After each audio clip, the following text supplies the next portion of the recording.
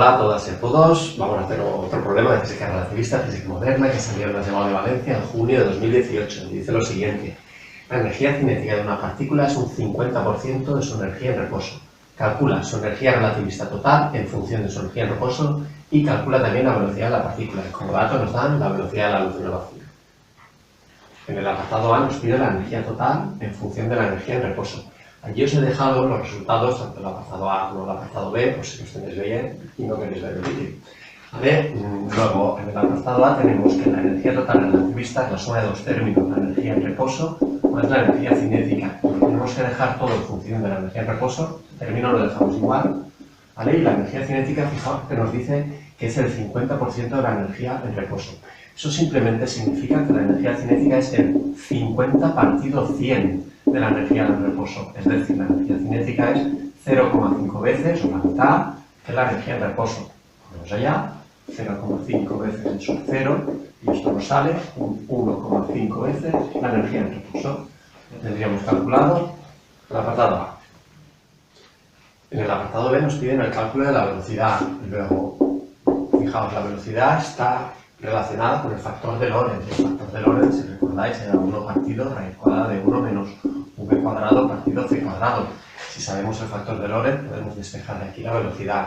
Vale. ¿Cómo saber el factor de Lorentz? Fijaos, la energía total es igual a mc cuadrado, es la famosa expresión de Einstein, y la masa relativista, que es m, es igual a gamma, el factor de Lorentz, por m sub 0, como aquí lo podemos poner.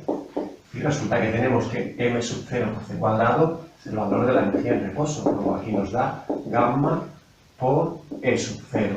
Si por un lado tenemos que la energía total es igual a gamma por e sub 0 y también teníamos que la energía total era igual a 1,5 veces e sub 0, ¿verdad? Es que lo hemos hecho antes y lo tengo aquí apuntado, ¿vale? Por un lado y otro podemos poner, identificando términos, es conveniente poner eso, ¿eh?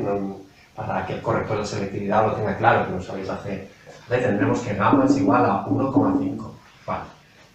He borrado el anterior, lo he puesto aquí arriba. Si gamma es 1,5, lo único que tendríamos que hacer es sustituir 1,5 y despejar la velocidad. Pero es conveniente no hacer eso con números, sino hacerlo algebraicamente y despejar de aquí v en función de gamma y luego sustituir. Eso lo he hecho en un problema que es septiembre de 2008, de la SEPAO de Valencia.